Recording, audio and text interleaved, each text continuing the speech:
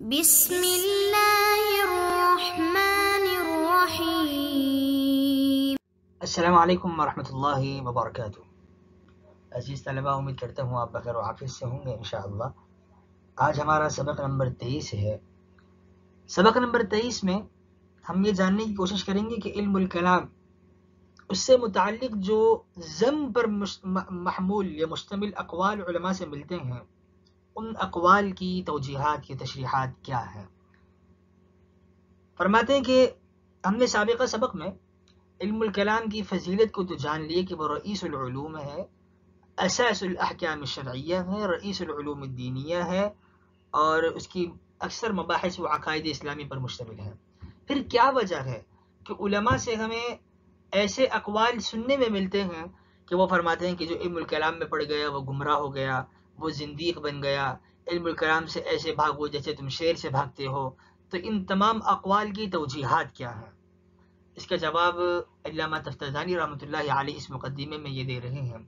فرماتے ہیں وما نقل عن بعض السلف، جو بعض علماء سے نقل کیا گیا، من الطعن فیہ، کہ وہ علم الکلام میں طعن کر رہے ہیں، والمنع عنہ، اور علم الکلام سے منع کر رہے ہیں۔ بعض ایسے اقوال جو سلف سے منقول ہیں علم الکلام سے، علم الکلام میں طعن اور اس سے منع کرنے سے متعلق۔ فإنما ہوا، تو یہ اقوال کن لوگوں پر محمول ہیں، کس پہ محمول ہیں، اور ان کی اصل، ان کے محمل یا مقصد، اصل توجیہ کیا ہے ان اقوال کی۔ فإنما ہوا للمتعصب فی الدین، یہ درج ذیل جو نیچے 4 طرح کے افراد آ رہے ہیں، منع کرنے والے اقوال ان 4 طرح کے لوگوں کے لیے ہیں، اور اگر کوئی بندہ ان 4 طرح کی کیٹیگریز میں نہیں آتا تو اس کے لیے منع کرنے والے اقوال نہیں ہوں گے۔ پہلا درجہ فإنما هو للمتعصب فی الدین، دین میں تعصب کرنے والا، اس کے لیے علم الکلام سے یہی بہتر ہے کہ وہ باز رہے اور دور رہے، اس کو منع کیا گیا۔ والقاصر عن تحصیل الیقین، علم الکلام کو اس بندے سے دور رہنا، علم الکلام سے اس بندے کو دور رہنا چاہیے جو یقین حاصل کرنے سے قاصر ہے، عاجز ہے۔ والقاصر عن تحصیل الیقین، جو یقین حاصل کرنے سے قاصر ہے، عاجز ہے، یہ اقوال اس کے لیے ہیں۔ نمبر 3 والقاصد افساد عقائد المسلمین، اور علم الکلام سے دور رہنے کے اقوال اس بندے کے لیے ہیں، القاصدی، جو ارادہ کرتا ہے افساد عقائد المسلمین، مسلمانوں کے عقائد کو خراب کرنے کا۔ والخائضی، اور اس بندے کے لیے ہیں الخائضی، جو غوطہ زن ہوتا ہے، تہ میں اترتا ہے، اس طرح اس فلسفیانہ مباحث میں گھس جاتا ہے کہ واپس نکلنے کا اس کو راستہ بھی نہیں ملتا۔ والخائضی، اور غوطہ زن ہونے والا، فیما لا یفتقر الیہ، ان مسائل میں جن کی حاجت نہیں ہے، من غوامض المتفلسفین، جن کی ضرورت نہیں ہے، حاجت نہیں ہے، من غوامض المتفلسفین، فلاسفہ کے دقیق مسائل میں اتر جانے والا۔ ان 4 طرح کے لوگوں کے لیے علم الکلام کی ممانعت ہے۔ متعصب فی الدین، اور قاصر عن الیقین، اور قاصد لافساد عقائد المسلمین، والخائض فی المسائل الدقیقہ الفلسفیہ، یہ 4 طرح کے لوگ ہیں۔ اقوال بہت سے علماء سے منقول ہیں، امام اعظم ابو حنیفہ، امام شافعی، امام مالک، امام احمد بن حنبل رحمۃ اللہ علیہ، امام ابو یوسف رحمۃ اللہ علیہ، اقوال مذاہب 4 فقہیہ کے علماء سے منقول ہیں۔ امام ابو یوسف رحمۃ اللہ علیہ کے قول من طالب الدین بالکلام فقد تزندق، جو علم الکلام، جو دین کو علم الکلام، جو من طلب الدین بالکلام، جو دین کو علم الکلام سے طلب کرے، فقد تزندق، وہ زندیق بن جائے گا، اور جو مال کو کیمیا سے طلب کرے وہ فاسق بن جائے گا، غریب ہو جائے گا۔ جو تصوف کو طلب کرے اور علم الکلام کو نہ کرے، جو علم الکلام کو کرے تصوف کو نہ کرے، تو زندیق بن جائے گا۔ اس طرح کے بہت سے اقوال علماء سے ملتے ہیں۔ امام شافعی رحمہ اللہ سے منقول ہے کہ علم الکلام سے ایسے بھاگو جیسے تم شہر سے بھاگتے ہو۔ اب ان اقوال کی توجیحات، صحیح توجیحات یہ ہیں کہ یہ تمام منع کرنے والے اقوال یہ مبتدعہ کے علم الکلام سے دور رہنے کے لیے ہیں۔ اہل حق کے علم الکلام وہ تو ممدوح اور مطلوب چیز ہے، اس سے دور رہنے کے لیے نہیں ہے۔ امام تفتزانی رحمۃ اللہ علیہ نے ان تمام اقوال کی توجیہ میں 4 طرح کے طبقات بیان فرمائے ہیں. طبقہ نمبر 1 المتعصب فی الدین، تعصب کرنے والا. اور تعصب کرنے والا کون ہوتا ہے؟ جو حق کے ساتھ عناد رکھے، یعنی حق واضح ہو جائے تب بھی وہ حق کی پیروی نہ کرے بلکہ عناد رکھے. مثال کے طور پہ اس پہ واضح ہو گیا، اللہ سبحانہ وتعالیٰ کی ذات صفات اس پر واضح ہو گئیں اور وہ حق کا مسئلہ اس پر کھل گیا، لیکن وہ حق کے ساتھ عناد رکھ رہا ہے چونکہ وہ مرجئہ یا فلاسفہ یا معتزلہ یا کسی اور کے علم الکلام سے متاثر ہے اور اہل سنہ والجماعہ کے علم الکلام اس پر نہیں کھل رہا، باوجود کھلنے کے بھی وہ اسے قبول نہیں کر رہا، وہ حق کے ساتھ عناد رکھ رہا ہے کہ بھئی میں تو فلاں بندہ ہوں، فلاں قبیلے کا ہوں، ہمارے قبیلے کے یہ نظریات ہیں، یا میرے استاد کی یہ نظریہ تھا، یا میرے ابا و اجداد کی یہ نظریہ تھا، تو میں اس کو چھوڑ نہیں سکتا. یہ متعصب فی الدین ہے، اس کے لیے علم الکلام سیکھنا منع ہے.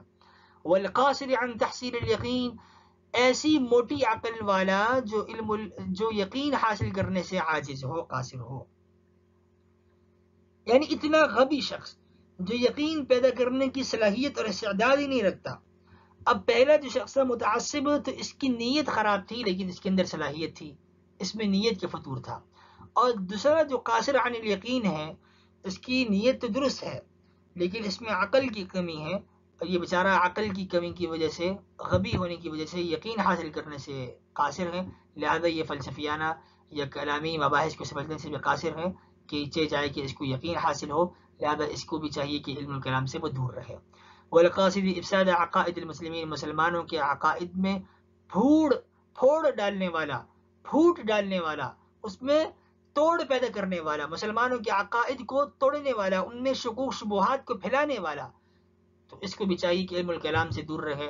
جب وہ علم الکلام کو سیکھے گا تو وہ خود تو خراب ہے ہی، لیکن وہ اوروں کو بھی خراب کرے گا. علم الکلام سیکھ کر وہ اس کی مباحث کو خلط ملط کر کے کمزور لوگوں کے سامنے پیش کرے گا، ان کی کمزور مسلمانوں کے ایمان کو بھی متزلزل کر دے گا، ان میں شکوک پھیلا دے گا، چونکہ اس کا مقصد کیا ہے؟ افساد عقائد المسلمین، مسلمانوں کے عقائد کو خراب کرنا.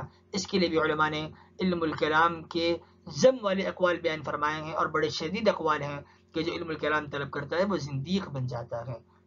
تو اب ایسا شخص ظاہر ہے کہ جو مسلمانوں کے عقائد کو خراب کرنا چاہ رہا ہے، وہ اگر سیکھے گا تو وہ خود تو خراب ہوگا ہی، خود تو زندیق بنے گا ہی، اوروں کو بھی خراب کرے گا، لہذا اس کو چاہیے کہ وہ دور رہے.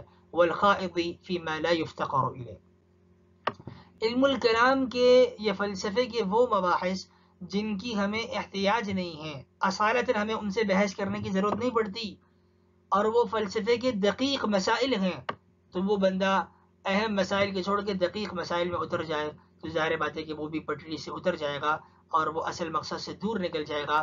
من غوامض المتفلسفین، وہ دقیق اور باریک مسائل میں اتر رہا ہے، اور سلف کا جو علم الکلام ہے وہ موٹے مسائل سے اور اہم مسائل سے ہے جو قرآن و سنت سے ثابت ہے. فلسفے کی مباحث سے تو ہمیں بعد میں جا کے ضرورت پڑی، لیکن اتنی دقیق مباحث میں اترنے کی ضرورت ہے کیا ہے جن کی ہمیں علم الکلام سے اصالتاً بحث کرنے کی ضرورت نہیں پڑتی. لہذا علم الکلام اشرف العلوم ہے، اس سے ہمیں کوئی ہمیں انکار نہیں ہے، لیکن علم الکلام پر جو منع کے اقوال ہیں، ذم کے اقوال ہیں، وہ ان 4 طرح کے طبقات کے لیے ہیں. اور وہ ایک 5ویں توجیہ یہ کہ وہ مبتدعہ کے علم الکلام سے دور رہنے کے لیے ہیں، کہ اہل حق علماء تو مبتدعہ کے علم الکلام کو پڑھیں، لیکن عامت الناس جو ہیں وہ مبتدعہ کے علم الکلام کو نہ پڑھیں، کیونکہ اس سے ان کے ایمان خراب ہو سکتا ہے اور وہ شکوک شبہات میں پڑ سکتے ہیں. اس لیے علماء نے فرمایا کہ جو علم الکلام کو طلب کرتا ہے وہ زندیق بن جاتا ہے، وہ مبتدعہ کا علم الکلام ہے، اور وہ بھی اہل حق علماء کے لیے نہیں بلکہ عامت الناس کے لیے باطل علم الکلام سے ان کو روکا جا رہا ہے.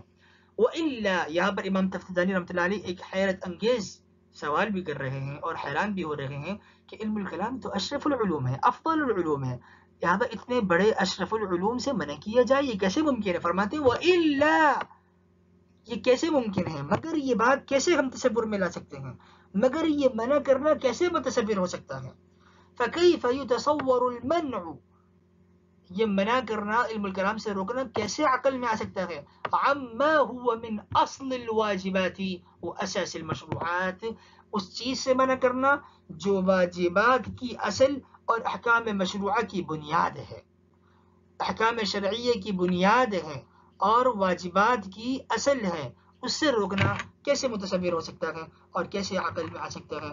لہذا علماء اس سے منع نہیں کر رہے، بلکہ جو منع کر رہے ہیں وہ باطل علم الکلام سے منع کر رہے ہیں، مبتدعہ کے علم الکلام سے منع کر رہے ہیں، یا وہ ان 4 طرح کے لوگوں کو منع کر رہے ہیں جن کی یہ خصلتیں ہوں جو اوپر بیان کی گئی. ورنہ علم الکلام تو وہ اصل الاصول ہے اور وہ ممدوح ہے، رئیس العلوم الشرعیہ ہے، رئیس العلوم الدینیہ ہے، اساس الاحکام الشرعیہ ہے، اور اس کے تمام مباحث عقائد اسلامی پر مشتمل ہے. لہذا وہ اشرف العلوم ہے. اس سے منع کرنا، اور وہ بھی علماء اسلام کا منع کرنا، یہ عقلاً متصور نہیں ہو سکتا. اور جو ان کے اقوال ہیں، ان کے اقوال وہی ہیں، منع کرنے والے جو اقوال ہیں وہ باطل کے علم الکلام سے متعلق ہیں. تو آج کے سبق میں ہم نے یہ جانا کہ منع والے اقوال باطل علم الکلام سے متعلق ہیں. اصل علم الکلام جو ہے اہل حق کا، وہ تو ممدوح ہے، مقصود ہے، اشرف العلوم ہے، مطلوب ہے. تو آج کے سبق کو ہم یہیں روکتے ہیں.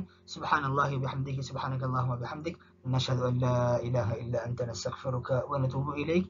سبحان ربک رب العزة عما یصفون وسلام علی المرسلین والحمد للہ رب العالمین. السلام علیکم ورحمۃ اللہ وبرکاتہ.